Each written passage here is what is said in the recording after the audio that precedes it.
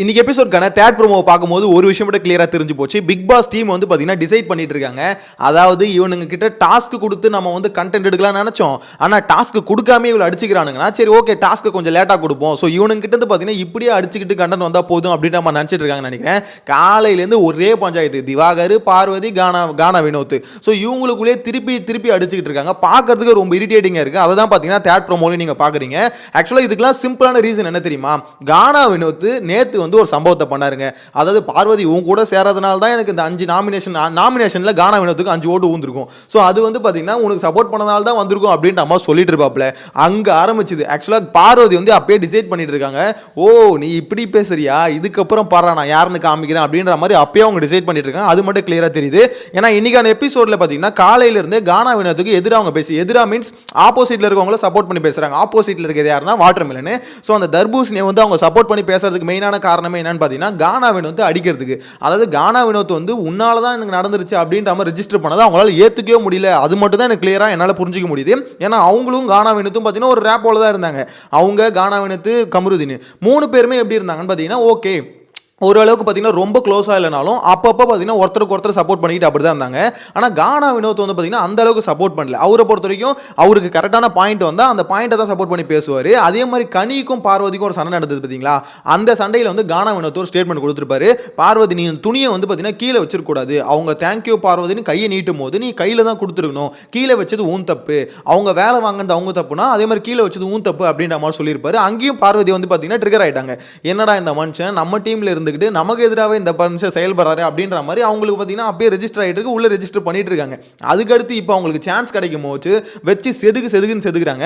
அதுவும் யாருக்கு சப்போர்ட் பண்ணி? வாட்டர்மெலனுக்கு சப்போர்ட் பண்ணி இவங்க செதுக்கிறத அவரால் ஏற்றுக்கவே முடியல. அதுக்கு முன்னாடி ஒரு முக்கியமான விஷயம், என்னடா இது ஒரு மாதிரி கொஞ்சம் லைட்டிங் கம்மியாக இருக்குன்னு பார்த்தீங்கன்னா கரண்ட் இல்லை.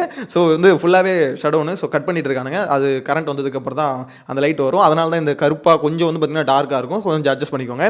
எனிவேஸ் அந்த முக்கியமான விஷயம் என்னன்னு பார்த்தீங்கன்னா வாட்டர்மெலனுக்கு அவர் சப்போர்ட் பண்ணுறதுக்கு அவங்க சப்போர்ட் பண்ணுறதுக்கான மெயினான காரணமே கானா வினோத்துக்கு வந்து பார்த்தீங்கன்னா அகேன்ஸ்டா பண்ணணும். நேத்து அவர் நம்மளுக்கு பண்ணார்ல அப்படின்ற இன்டென்ஷன் வந்து பார்வதிக்கு இருக்கு. அதை பார்க்கும்போது சில பேர் தோணும், என்ன ப்ரோ இது பார்வதி பண்றது ரொம்ப ஒஸ்டா இருக்கு, இது சரியில்லை இந்த கேம் பிளே. அதாவது எப்படி சொல்றது, ஒரு ஒரு ஒரு ஸ்டெபிலிட்டியா அவங்க கிட்ட இல்லையே. இங்க இருந்து அங்க ஜம்ப் அடிக்கிறது, அங்க இருந்து இங்க ஜம்ப் அடிக்கிறது, அவங்கள பத்தி இங்க பேசுறது, இங்க அவங்க இங்க இருந்து பார்த்தீங்கன்னா அவங்கள பத்தி பேசுறது. ஸோ மாத்தி இந்த மாதிரி பண்ணிட்டு இருக்காங்க அப்படின்னு கேட்டீங்கன்னா எஸ் பார்வதியோட கேரக்டர் அப்படிதான் இருக்கு. ரொம்ப ஒஸ்டா இருக்கு அப்படின்ற மாதிரி தான் சொல்லணும். நான் யோசிச்சே பார்க்கல இவ்வளோ மோசமா கேம் பிளே பண்ணுவாங்க. அவங்க வந்து வாட்டர்மெலனுக்கு சப்போர்ட் பண்றது பிரச்சனை இல்லை. ஆனால் அவங்கள பொறுத்த வரைக்கும் யார் அவங்கள எதிர்த்தாலுமே அவங்கள வந்து திருப்பி அடிக்கணும் அப்படின்னு நினைக்கிறாங்க. அது இண்டிவிஜுவல் கேம் பிளே தான். அவங்க சொல்ற மாதிரி பார்த்தீங்கன்னா அவங்க குரூப் கேம் ஆடல, இண்டிவிஜுவல் கேம் தான் ஆடுறாங்க. ஆனால் அப்போ அவங்களுக்கு இன்னொருத்தவங்க சப்போர்ட்டுக்கு வரும்போது அப்போ மட்டும் பார்த்தீங்கன்னா அவங்கள வந்து எப்படி சொல்றது ரொம்ப புகழ்ந்து பேசுறது அது எனக்கு சரியா படல. இப்போ கமருதீன் இவ்வளோ நாள் உங்களுக்கு சப்போர்ட்டுக்கு வந்தபோது உங்களுக்கு பிரச்சனையா தெரியல. இப்பயும் இந்த செகண்ட் வரைக்கும் பார்த்தீங்கன்னா கமருதீன் வந்து பார்வதிக்கு சப்போர்ட் பண்றான். உண்மையிலே கமருதீன் நேரத்தில் வேறு யார் இருந்தால் இந்த மாதிரி பைத்தியக்காரத்தை பண்ணுவாங்கன்னு தெரியல.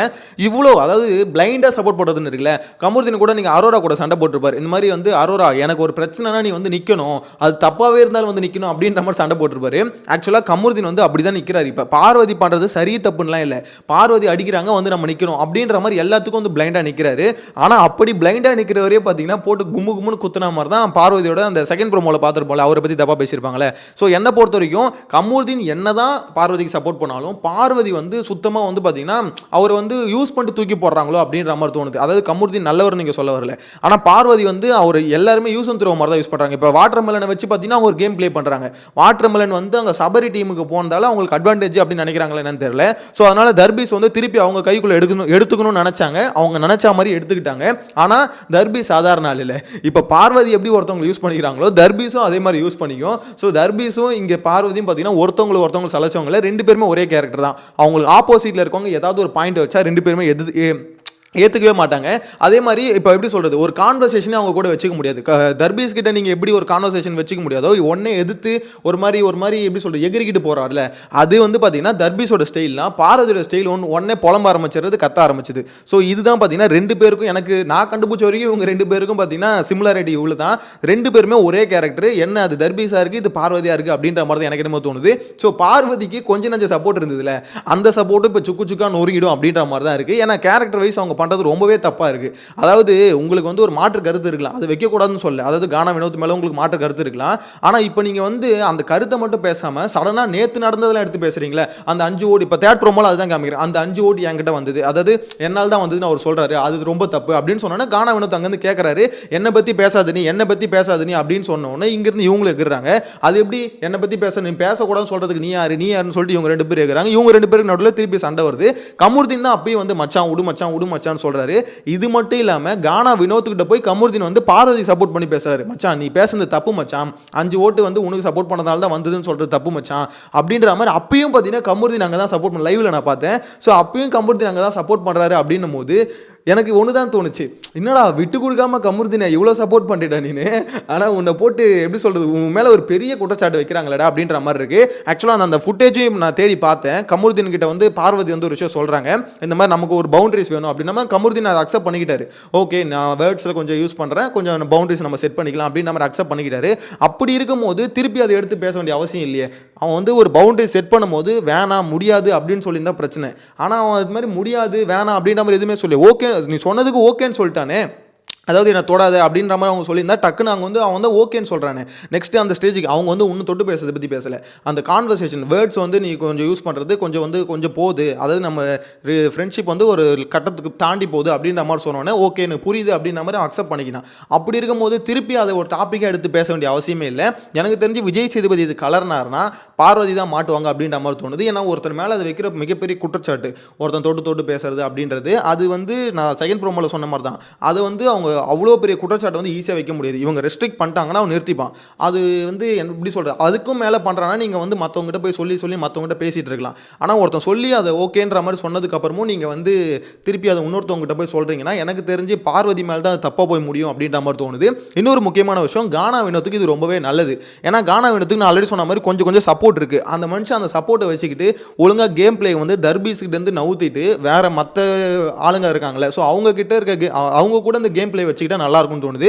ஃபுல் அண்ட் ஃபுல் வாட்டர் மெலனே நோண்டுறது அவருக்கு தான் நெகட்டிவாக முடியும். வாட்டர் மெலன் பார்வதி கமருதீன் இந்த ஒரு பவுண்டரிக்குள்ளேயே இருக்கார்ல, அந்த பவுண்டரியை விட்டு வெளியே வரணும். இப்போ இந்த வீட்டை பொறுத்த வரைக்கும் எப்படி இருக்குன்னா, அவங்களுக்கு வந்து சப்போர்ட் எல்லாருமே ஆள் தேடிட்டு இருக்காங்க. பார்வதி என்ன தான் இண்டிவிஜுவல் கேம் அப்படின்ற மாதிரி சொல்லியிருந்தாலும் அப்படி ஆனாலுமே அவங்க சண்டை போடும்போது ஒருத்தர் சப்போர்ட்டுக்கு தேவைப்படுறாங்க.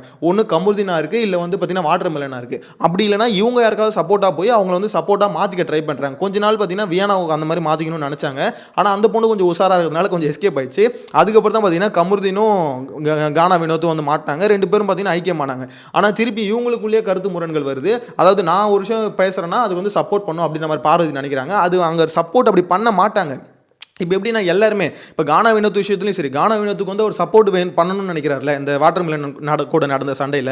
அதில் வந்து பார்த்தீங்கன்னா எப்படி சொல்கிறது, அவர் வந்து நாயேன்னுவார் பைத்தியக்காரன்னுவார், அதுக்கு வந்து இன்னொருத்தவங்க எப்படி சப்போர்ட் பண்ணுவாங்க, அது சப்போர்ட் பண்ணக்கூடாது. ஸோ அந்த இடத்துல வந்து அதை அக்செப்ட் பண்ணிக்கணும். ஓகே நம்ம வந்து இவங்க சப்போர்ட், ஏன்னா நம்ம மாதிரி தப்பு இருக்குன்னு சப்போர்ட் பண்ண மாட்டாங்க அப்படின்றத அக்செப்ட் பண்ணணும். அதை பார்வதியும் அக்செப்ட் பண்ண மாட்டாங்க, கானா வினோத்தும் அக்செப்ட் பண்ண மாட்டாரு, கமருதீனும் பார்வதி கிட்டத்தட்ட சிமிலர். நான் என்ன தான் பண்ணாலும் என் கூட வந்து சப்போர்ட்டுக்கு நிற்கணும் அப்படின்ற மாதிரி. எனக்கு தெரிஞ்சு இங்கே ஒத்து போகிறதுனா யாருக்கு ஒத்து போகணும், பார்வதிக்கும் கமருதீனுக்கு மட்டும்தான் ஒத்து போகுமே தவிர வேற யாருக்கும் ஒத்து போகிறதுக்கு வாய்ப்பே இல்லை. ஸோ அப்படிப்பட்ட கமருதீனையே வந்து பின்னாடி பேசுகிறாங்கன்னா ஸோ அப்போ அவங்களுக்கும் அதாவது பார்வதிக்கு வந்து எனக்கு தெரிஞ்சு எல்லாத்துக்கும் ஓகே சொல்லி எல்லாத்துக்கும் அவங்க சொல்கிற எல்லாத்தையும் கேட்குற ஒரு ஆளாக இருக்கிறது இந்த வீட்டில் யாருன்னு பார்த்தீங்கன்னா கமருதீன் தான். அப்படி கேட்குற ஆள் கமருதீனே அவங்களுக்கு பிடிக்கல, அவன் வந்து பழகிறது பிடிக்கல அப்படின்னும் போது எனக்கு தெரிஞ்சு அவங்க இண்டிவிஜுவலாக தான் இருக்கணும். அப்போ இன்னொருத்தன் சப்போர்ட் பண்ண வரானா எனக்கு அதெல்லாம் சப்போர்ட் பண்ணாது, எனக்கு வாயிருக்குது நான் பேசிக்கிறேன் அப்படின்ற மாதிரி சொல்லணும்ல. ஒரு இடத்துல கூட பார்வதி சொல்ல, அவங்கள பொறுத்த வரைக்கும் ஒரு சப்போர்ட் வந்து ஜாலியாக சேர்த்துக்கிறது. அதுக்கப்புறம் திருப்பி அவன் வந்து நெக்ஸ்ட் வாட்டி சப்போர்ட்டுக்கு வரலன்னா நீ ஏன் வரல, இல்லை உனக்கு ஆப்போசிட்டில் ஒரு கருத்து வச்சு ஒரு பாயிண்ட் வச்சிட்டானா அப்போ நீ அவனுக்கு எதிராக மாறிட்ட அப்படின்னு சொல்லிட்டு அவனுக்கு எதிராக என்ன சதி வேலை பண்ணுறது அப்படின்னு யோசிக்கிறது ஒரு மாதிரி டிஃப்ரெண்ட்டாக இருக்காங்க. இது வரைக்கும் எந்த பிக் பாஸ் சீசன்லையும் இப்படி ஒரு கேரக்டர் நம்ம பார்த்துருக்கவே மாட்டோம். ஒரு மாதிரி யூனிக் பீஸாக இருக்குது, எவ்வளோ அடித்தாலும் வாங்குது அப்படின்னும் போது இது எங்கேருந்துடா பிடிச்சிங்க அப்படின்ற மாதிரி தான் இருக்குது. உங்களோட கருத்தை மறக்காமல் கமெண்ட்டில் மென்ஷன் பண்ணுங்கள். இந்த தேட் ப்ரோமோவை பொறுத்த வரைக்கும் ஒன்று தான் தோணுது, ஒரே விஷயத்தை போட்டு உருட்டி பரட்டி திருப்பி அதே பிரச்சனை ஓடிட்டு இருக்கு. பிக் பாஸ் அந்த டாஸ்க்கை கொடுத்து கொஞ்சம் இன்ட்ரெஸ்டிங்காக ஆகுங்க அப்படின்ற மாதிரி தான் சொல்ல தோணுது. உங்களோட கருத்தை மறக்காம கமெண்ட்ல மென்ஷன் பண்ணுங்க. நெக்ஸ்ட் வீடியோல மீட் பண்ணலாம். Bye by.